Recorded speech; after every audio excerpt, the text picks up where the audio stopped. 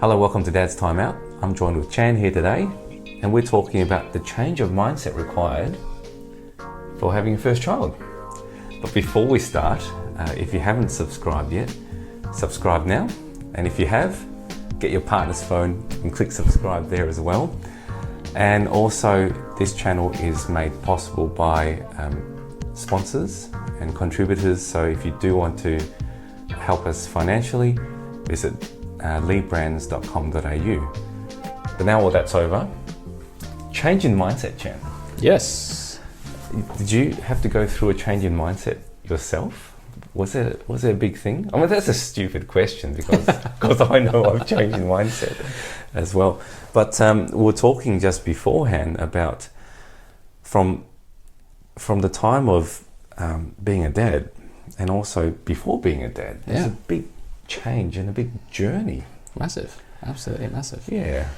So one of the things, having now two kids, Yes. the eldest almost 5 and the second one only 2.5 months, is that you learn certainly from your first child, and when you contacted me and reached out and said, Yes. this is what I'm doing, I thought this is a great opportunity to actually get a bit of time to reflect what has been quite a difficult kind of journey. Yes. I'm surprised you got out of the house. I nearly didn't make it. All right. I nearly didn't make it. Well, thank you very much. My 5-year-old was clinging to my leg and saying, "Don't go." You can have my half. Thank you. So coming back to the discussion topic of the changing in mindset. I mean, for certainly first-time dads who have gone through this, they'll probably recognize and realize this. But when you're in your early 20s, even into your early 30s, depending on when you have your first child, it's all very much about you, right? You as an individual. What do you plan on eating that night? Yeah. Whether you're going to have great sleep, and whether we're going to miss an episode of our favorite show. Absolutely. And when you get the news that you're going to be a father, it's brilliant. Yeah, I remember that. Yeah. And you go around telling all your friends all about that. And you say, I'm going to be a dad, I'm going to be a dad.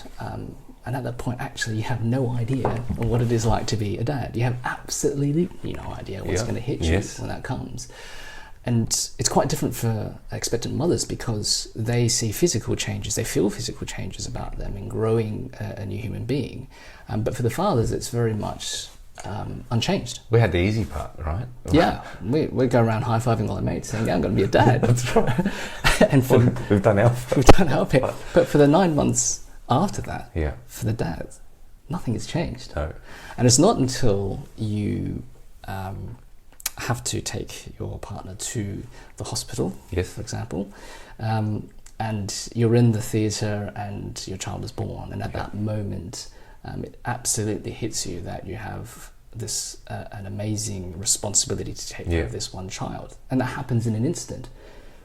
Why should we be surprised by that? We shouldn't be surprised. We've had 9 months to actually get used to the idea and actually prepare for that. But I guess a lot of fathers, expectant fathers, myself included, didn't really come to grips with that until probably about a year later. Yeah. Having gone through that, because it's just such a blur.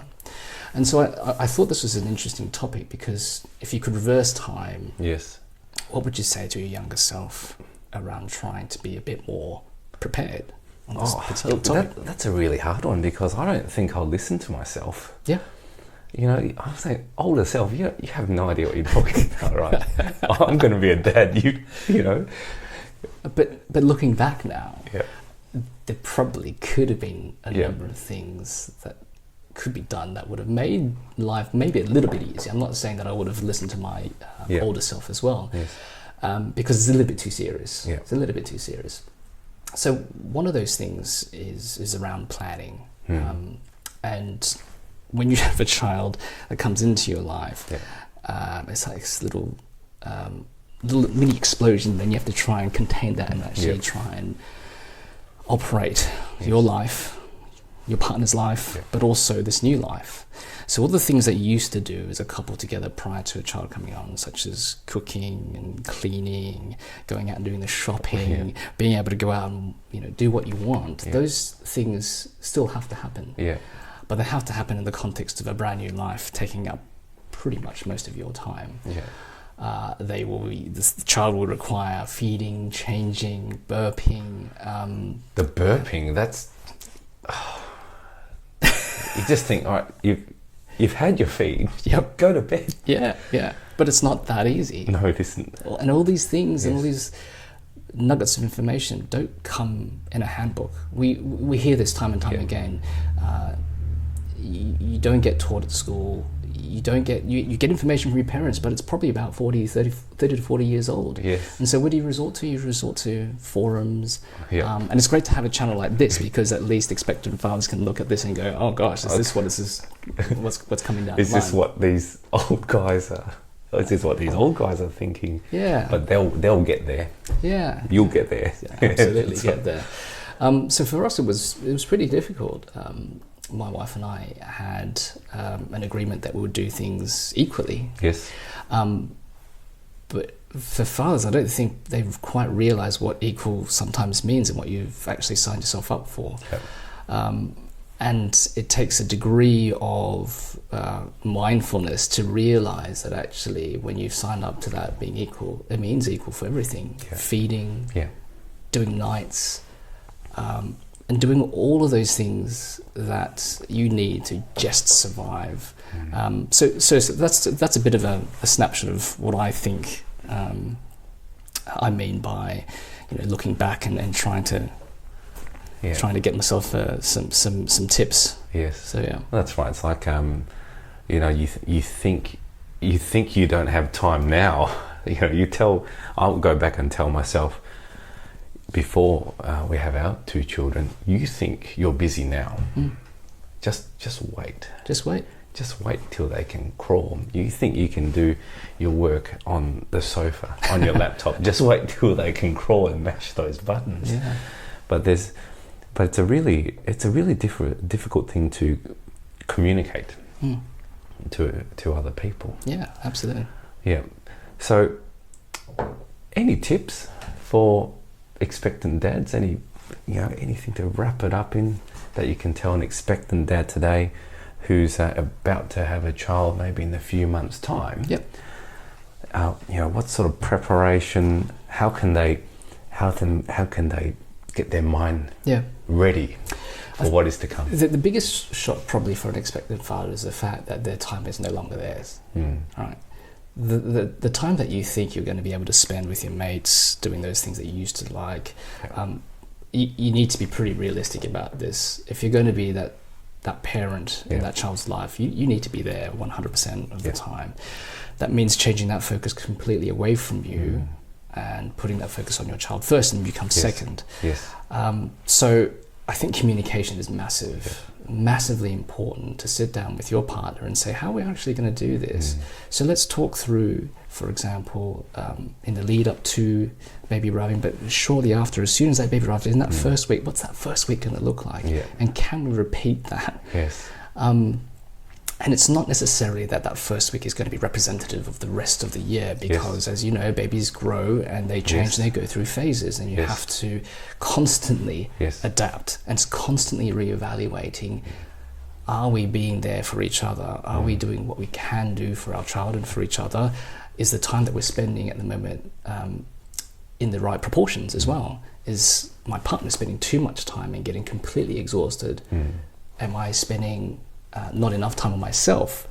And so there's no real magic silver bullet with all of this. It's very much about communication, mindfulness, and also looking at some of those key milestones that a child has in their development. They will typically go through the standard sort of milestones of moving from liquids to solids, and lying on their backs to turning on their fronts, and crawling, and then scooting.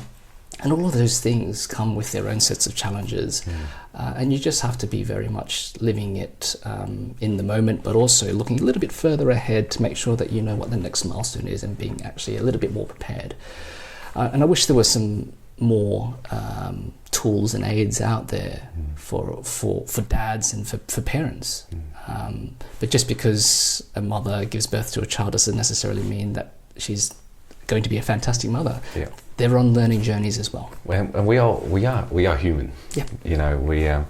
we do go through things, but I really like what you said, and I think this is a really take-home message for people as well. It's the communication. Yep. And really, for expectant dads, we need to start the communication then. Yeah. Yeah, you can do your high fives and all that, but the communication really starts then. The expectations will change. And one of the keys, I think, to us surviving as well is the communication as well. We don't always have to agree. No. But if I know what my wife thinks, she knows what I think, and we communicate that, it helps us to navigate everything with those children there as well. Yeah, and you're going to make mistakes. That's all part of the learning experience. But it's to go in with your eyes just a little bit wider open than not. Yeah. I think about the amount of effort, and for those who work in corporate jobs, they'll probably appreciate this, the amount of mandatory training and learning that you do in front of your computers, clicking yes, no, multiple choice. And as parents, you do none of that. No one takes you through a pre-exam or a guide or anything like that. You're literally left to fend for yourself. That's right. You know, the only multiple choice is, are you tired? Yes or no. If you click no, you failed. You're lying, right? But thanks for joining me today. Sure. And I just want to invite anyone who's watching, if there's any comments or anything they'd like to add, to leave a comment. But for now, thank you again for coming. Cool. And we'll hope to see you again. Cheers. Yep.